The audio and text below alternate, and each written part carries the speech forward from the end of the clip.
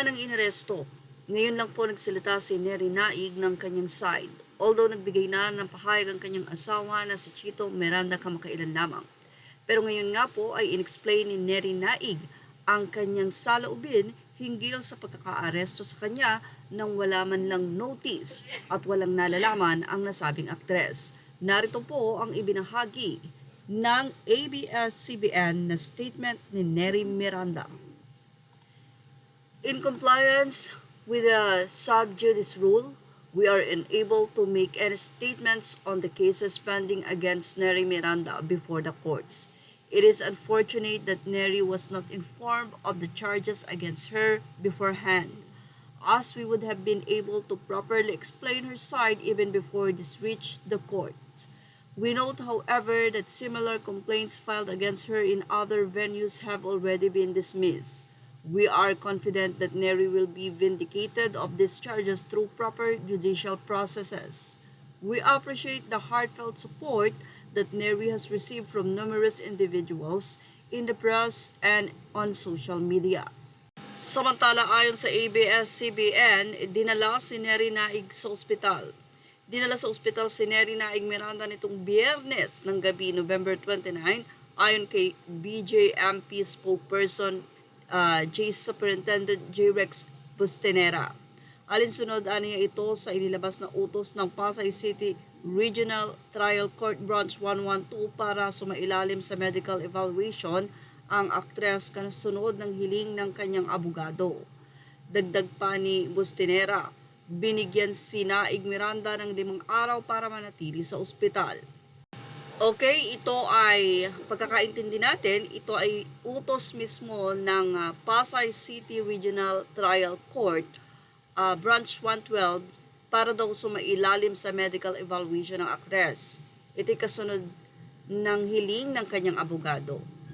So, humiling ang abogado ni Neri Miranda na itong si Neri ay mapacheck up. Siyempre, kahit sino naman sa ganyang sitwasyon, magkakasakit ka talaga dahil sa stress. Lalong-lalo na nga at maliliit pa ang mga anak ni Neri, tapos ganito yung ginawa. So sana lang may kumbaga bigyan ng tamang hustisya yung nangyari kay Neri Naig Miranda na wala naman talagang notification para man lang siya ay maipagtanggol ang sarili. Well, ano't ano pa man, sabi nga, mabuting tao si Neri at naniniwala tayo doon. Siyempre, magiging maayos pa rin ang lahat, lalong-lalo na ang mga nagkaso sa kanya. At ano naman kaya ang masasabi dito ng mga anonymous commentators sa Fashion Police kung saan ay ito nga ay kanilang edenetalye. Matapos nga na magbigay ng pahayag si Neri Miranda sa pamamagitan ng kanyang abogado. Hindi na natin ilalagay pa pero narito po ang ibinahagi ng mga anonymous commentator. Panic attack. Yan nga daw ang kanilang sinabi. What's funny about panic attack? Panic attack. Nasa Pinas tayo, nakakulong na, mapera, tas na-confine lang bigla. Hindi ka ba mapapalol? Ano ka, galing planet Mars? Ano ka, pinanganak lang kahapon at hindi mo alam ang kalakaran sa bilangguan ng mayayaman, /mapepera, /maimpluwensya against mahirap, /walang pera, /dukha. So, say naman ng isa, joking aside, legal remedy yan, TBH, para makalabas siya for a while. Is simply one of the many ignorant ones who find happiness in seeing other people suffer.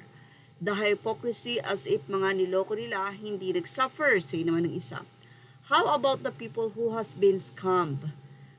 Who do you think should suffer? Her at their victims or their victims?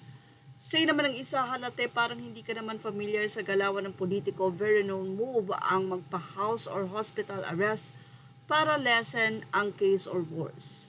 Ay palayain ang makasalang cross. Dagdag sympathy points din po ito para manalo sila sa next election. Oh well, na pati nga ngayon ay nadadamay pa ang mga politiko sa nasabi nga pong pagpapa-ospital na ito ni Neri Naig, na ilang netizen ang naniniwala na isa itong way para kahit papano ay makalabas. Pero for sure naman talaga, magkakaroon talaga ng sakit kapag ka ganitong nasa sitwasyon ka ng hindi magandang sitwasyon, katulad ng nangyari kay Neri Naik. Well, ano naman po ang sa inyo about dito? Ilagay na ang inyong opinion sa ating comment section. Images are all credit to the rightful owners. Thank you for watching Showbiz Now.